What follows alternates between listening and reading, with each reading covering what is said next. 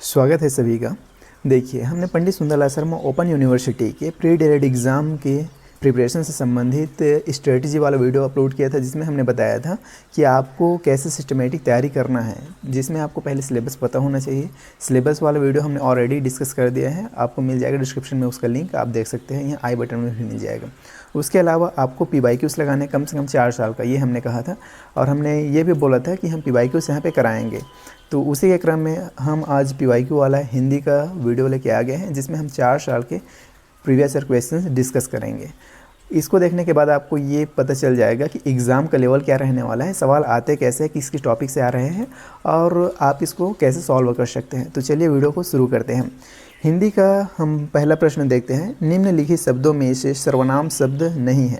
जो सर्वनाम नहीं है उसको बताना है। देखिए, नहीं है वाले सवाल को आपको ध्यान से पढ़ना होता है, क्योंकि यहाँ पे मिस्टेक होना एकदम इजी होता है, मिस्टेक हो ही जाता है। तो देखिए, वह सर्वनाम है, आप भी सर्वनाम है, तुम भी सर्वनाम है, लेकिन हम जैसा कोई सर्वनाम नहीं होता है। तो राइट आंसर क्या हो जाएगा? ऑप्शन डी इसका करेक्ट आंसर हो जाएगा। फिर नेक्स्ट देखते हैं। निम्नलिखित शब्दों में से तत्सम शब्द है। अब इसमें से आपको कौन सा तत्सम है ये आपको बताना है। तो तत्सम क्या होते हैं? संस्कृत के शब्द होते हैं, जो संस्कृत से आए हुए होते हैं, संस्कृत के समान। तो संस्कृत के समान जो शब्द है वही तत्सम होता है। तो इसमें कौन सा है? गौ, कौवा है क्या? जी नहीं। कार भी नहीं है, गाय भी नहीं है। इसमें राइट आंसर क्या हो जाएगा? ऑप्शन है, गौ क्या है? तत्सम शब्द है। फिर नेक्स्ट देखते हैं। निम्नलिखित शब्दों में से विदेशी शब्द है। अब आपको यहाँ पे विदेशी शब्द बताना है। तो विदेशी शब्द कौन सा है? बालक है क्या? जी नहीं। कामधेनु भी नहीं है। किताब, गंगा भी नहीं है। राइट आंसर क्या हो जाएगा? ऑप्शन सी इसका करेक्ट आंसर हो जाएगा, किताब। फिर नेक्स्ट क्वेश्चन है। भाषा की सबसे छोटी इकाई कौन सी है? भाषा की सबसे छोटी इकाई क्या कहलाता है? वर्ण कहलाता है। ऑप्शन ए इसका करेक्ट आंसर हो जाएगा। शब्द, वाक्य, संधि ये सब नहीं है। उसके बाद नेक्स्ट है। निम्नलिखित में से कौन सा शुद्ध शब्द है? जो शुद्ध शब्द है उसको आपको बताना है। अब देखिए, स्कूल ऐसा होता है क्या? बिल्कुल नहीं।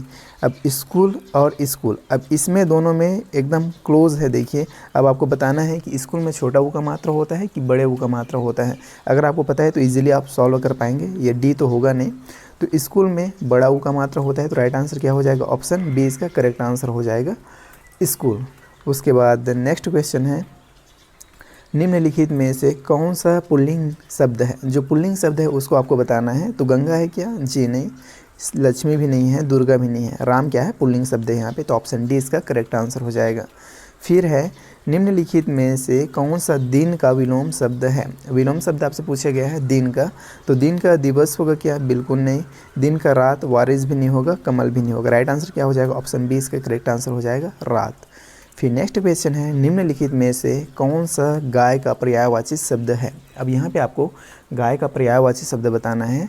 तो बैल होता है क्या? बिल्कुल नहीं। धेनु, बिल्ली भी नहीं होता, मरकट भी नहीं होता। क्या होता है? धेनु। ऑप्शन बी इसका करेक्ट आंसर हो जाएगा। फिर नेक्स्ट है। निम्नलिखित में से प्रत्यय से युक्त शब्द है। जिसमें प्रत्यय लगा है, प्रत्यय कहाँ लगता है? शब्द के पीछे में लगता है। तो आपको यहाँ पे 4 वाक्य दिया गया है, 4 शब्द है। 4 शब्द में से आपको किस शब्द में प्रत्यय लगा है ये आपको बताना है। महावीर, गंगा, सोना, पानी, इन तीनों में नहीं लगा है। किस में लगा है? ऑप्शन पहला सही हो जाएगा, ए में क्या है? प्रत्यय लगा है, महावीर में। उसके बाद नेक्स्ट है। निम्नलिखित में से देशज शब्द कौन सा है? अब आपको यहाँ पे देशज शब्द बताना है। डॉक्टर है क्या? जी नहीं। इंजीनियर, जी नहीं। मास्टर, जी नहीं। पगडंडी, पगडंडी क्या है? देशज शब्द। जो देशज शब्द होते हैं वो अपने ही देश में उत्पन्न शब्द होते हैं, क्या कहलाते हैं? देशज शब्द कहलाते हैं। फिर नेक्स्ट देखते हैं। कौन सा शब्द केस का पर्यायवाची नहीं है? अब यहाँ पे नहीं है पूछा गया है सवाल में, तो जो नहीं है उसको बताना है। मतलब बाकी 3 केस का पर्यायवाची होगा। तो देखिए, केस का कच्छ, शिरोरु, शरोरु, कुंतल, कौन सा पर्यायवाची नहीं होता है केस का? तो शरोरु इसका पर्यायवाची नहीं होता है। ऑप्शन सी करेक्ट हो जाएगा, बाकी तीनों पर्यायवाची है। फिर नेक्स्ट है। निम्नांकित में से कौन सा वाक्य सही है? जो सही है उसको आपको बताना है। देश भर में बात फैल गई, सही लग रहा है। तमाम देश भर में बात फैल गई, ऐसा नहीं होगा। पूरे देश भर में बात फैल गई, ऐसा भी नहीं होगा। संपूर्ण देश भर में बात फैल गई, ऐसा भी नहीं होगा। ऑप्शन ए इसका करेक्ट आंसर हो जाएगा, देश भर में बात फैल गई। उसके बाद नेक्स्ट क्वेश्चन है। ढाक के 3 पात, लोकोक्ति का सही अर्थ। ढाक के 3 पात, इस लोकोक्ति का आपको सही अर्थ क्या होगा ये पूछा गया है। तो स्थिति का परिवर्तनशील होना, बिल्कुल नहीं। विरोध करना, ये भी नहीं होगा। स्थिति में कोई परिवर्तन नहीं होना, क्या होता है? ढाक के 3 पात। ऑप्शन सी इसका करेक्ट आंसर हो जाएगा, बार बार बदलना भी नहीं होगा। फिर नेक्स्ट है दो स्वरों का संयुक्त रूप कहलाता है। दो स्वरों का संयुक्त रूप क्या कहलाता है? क्या कहलाता है? संयुक्त स्वर। ऑप्शन सी इसका करेक्ट आंसर हो जाएगा 14 का। उसके बाद नेक्स्ट है स्वयं शब्द कौन सा सर्वनाम है? स्वयं, अपने आप, खुद से, स्वतः, ये सब क्या होते हैं? निजवाचक सर्वनाम होते हैं, निजता को दिखाते हैं, खुद से संबंधित होते हैं, तो क्या होगा? निजवाचक सर्वनाम। ऑप्शन सी करेक्ट आंसर हो जाएगा। फिर है विचारों को बोलकर व्यक्त करने का कौशल कहा जाता है। लेखन कौशल? बिल्कुल नहीं। श्रवण कौशल? बिल्कुल नहीं। मौखिक अभिव्यक्ति कौशल या वाचन कौशल? तो ये क्या कहलाता है? वाचन कौशल कहलाता है। ऑप्शन डी करेक्ट हो जाएगा। मौखिक अभिव्यक्ति कौशल भी नहीं कहलाएगा। फिर है जिन वाक्यों में एक बात या काम का होना दूसरी बात या काम के होने पर निर्भर करता है उन्हें किस प्रकार का वाक्य कहते हैं? ये सिंपली क्या कहलाता है? संयुक्त वाक्य कहलाता है। जैसे वर्षा होगा तो फसल अच्छा होगा, मतलब वर्षा पे डिपेंड है फसल का अच्छा होना, तो ये कौन सा वाक्य होता है? संकेतवाचक वाक्य होता है। ऑप्शन बी इसका करेक्ट आंसर हो जाएगा। ना इच्छावाचक होगा, ना संदेहवाचक, ना विधानवाचक, ये होता है संकेतवाचक, याद रखेंगे। उसके बाद नेक्स्ट है विराम चिन्हों की दृष्टि से कौन सा वाक्य शुद्ध है?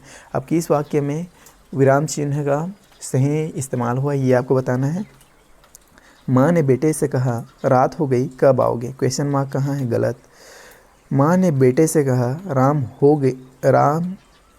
गई कब आओगे? अरे राम नहीं है भाई, ये रात है। माँ ने बेटे से कहा रात हो गई कब आओगे? अब यहाँ पे कब आओगे में क्वेश्चन मार्क तो है, लेकिन यहाँ पे इन्वर्टेड कॉमा भी होना चाहिए, तो नहीं है तो गलत हो गया। उसके बाद माँ ने बेटे से कहा देर हो रही है कब आओगे? हाँ, ये वाक्य सही लग रहा है। यहाँ पे इन्वर्टेड कॉमा भी है और क्वेश्चन मार्क भी है। ऑप्शन सी इसका करेक्ट आंसर हो जाएगा। फिर नेक्स्ट है देहलता कौन सा समास है? देहलता में कौन सा समास होगा? इसमें होगा कर्मधारय समास। ऑप्शन ए इसका करेक्ट आंसर हो जाएगा। फिर नेक्स्ट है कैंची किस भाषा का शब्द है? तो कैंची किस भाषा का शब्द है? ये है तुर्की भाषा का। फिर नेक्स्ट है निम्नलिखित में से प्रस्तर का तद्भव शब्द है। अब प्रस्तर क्या है? तत्सम शब्द है, संस्कृत का शब्द है, तो आपको इसका अब तद्भव शब्द बताना है। तो प्रस्तर का तद्भव क्या हो जाएगा? पाथर हो जाएगा क्या? पत्थर या पत्तर या पत्थर, क्या होगा? पत्थर। ऑप्शन बी इसका करेक्ट आंसर हो जाएगा।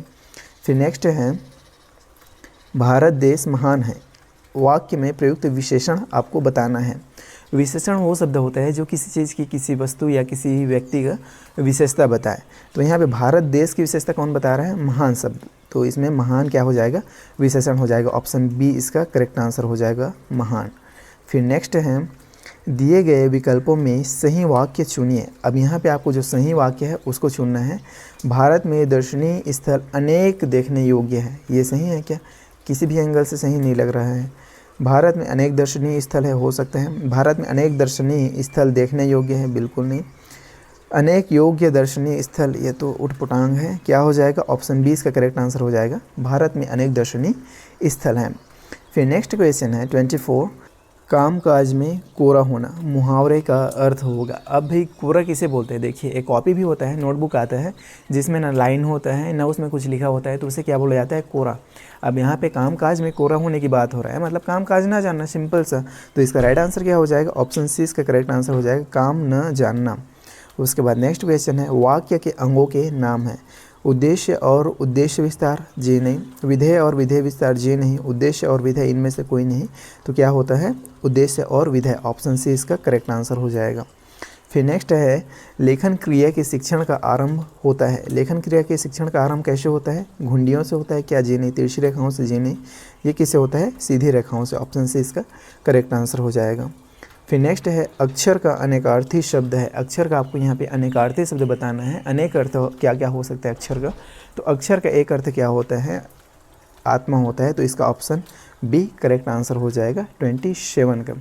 उसके बाद नेक्स्ट है अति का विलोम शब्द है। अब आपको यहाँ पे अति का विलोम पूछा गया है, तो जिस लैंग्वेज में सवाल पूछा गया उसी लैंग्वेज में बताना है। ज़्यादा नहीं पूछा गया है, ज़्यादा का क्या हो जाता? कम हो जाता। और अति का क्या होगा? अति का जस्ट विलोम क्या हो जाएगा? इसी लैंग्वेज में अल्प हो जाएगा। ऑप्शन 20 का करेक्ट आंसर हो जाएगा।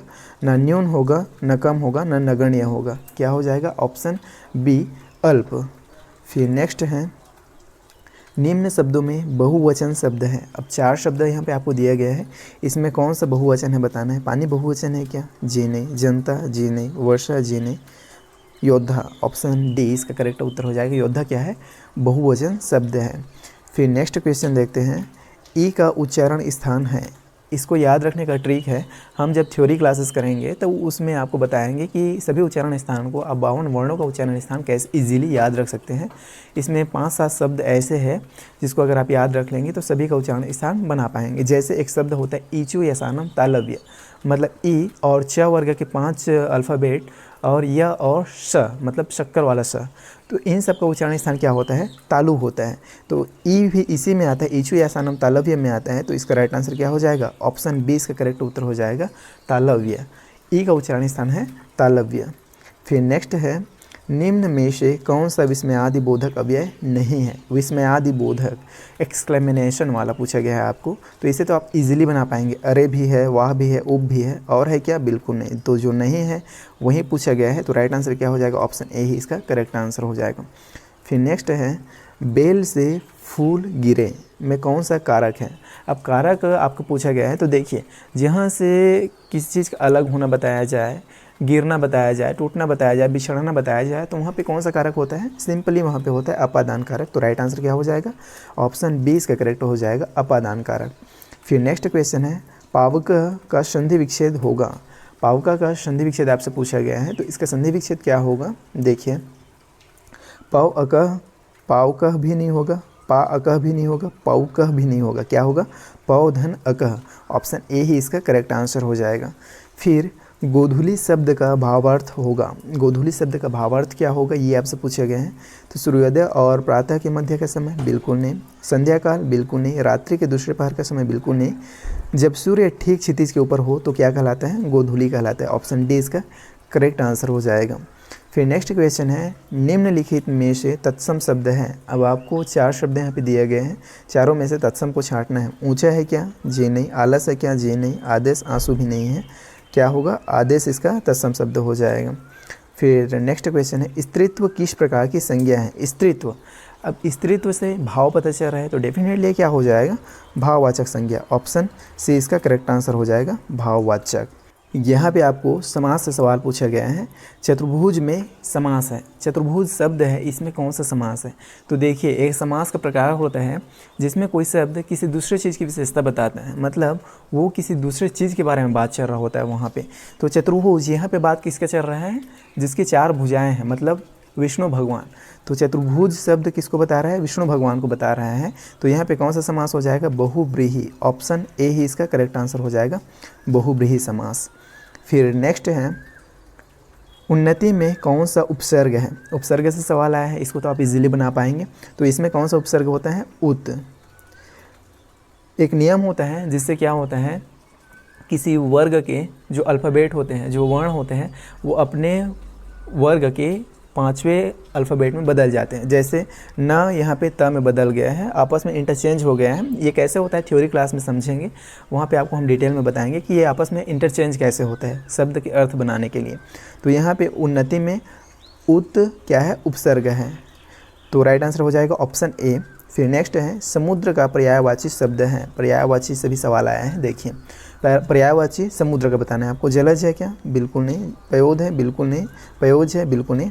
जलधि, अब जल के पीछे जो धी लगा है ना, इसका मतलब होता है धारण करने वाला, जल को धारण करने वाला। तो क्या कहलाएगा? समुद्र। ऑप्शन डी इसका करेक्ट आंसर हो जाएगा इस तरह से। फिर नेक्स्ट है, जिजीविषा का सही अर्थ क्या है? जिजीविषा का अर्थ क्या होता है? जिज्ञासा होता है क्या? बिल्कुल नहीं। मृत्यु की इच्छा? बिल्कुल नहीं। जीने की इच्छा क्या कहलाता है? जिजीविषा कहलाता है। ये एक्चुअल में सवाल कैसा है, अनेक शब्द के लिए जो एक शब्द वाला होता है ना सवाल, हाँ उसी का सवाल है ये। यहाँ पे आपको जिजीविषा का अर्थ पूछ दिया गया है, तो इसका अर्थ होता है जीने की इच्छा। ऑप्शन सी इसका करेक्ट आंसर हो जाएगा, अनंत भी नहीं होगा।